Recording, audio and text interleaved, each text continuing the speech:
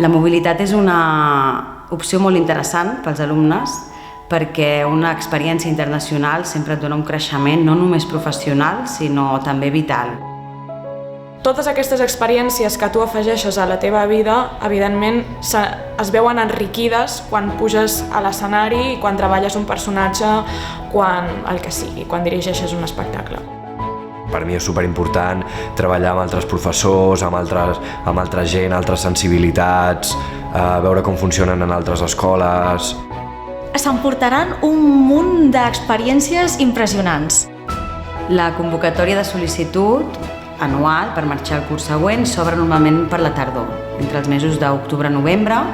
Els alumnes que volen sol·licitar tenen un marge d'unes 3 setmanes per preparar la documentació i a partir d'aquí passa a estudi. Hi ha una comissió amb unes variables i uns ítems que s'avaluen i això dona un ordre dels seleccionats que van ocupant depenent les places que tenim disponibles per a aquell curs. Normalment resolem pels vols de Nadal i un cop tornem de les vacances de Nadal ens posem mans a l'obra per començar a preparar tot el que és el viatge i l'experiència. Els alumnes que fan Erasmus, que fan una beca de reconeixement a l'estranger, una experiència internacional, tenen la possibilitat de reconèixer els crèdits. De fet, a través de la carta Erasmus, el que et facilita és que tu puguis anar a fer un semestre a fora i que aquests crèdits es reconeixen automàticament.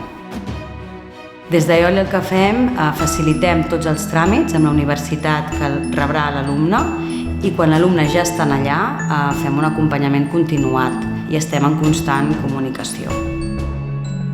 Crec que dona una perspectiva molt diferent i sobretot crec que a nivell personal és molt interessant com a alumne universitari fer aquest viatge. Crec que val molt la pena.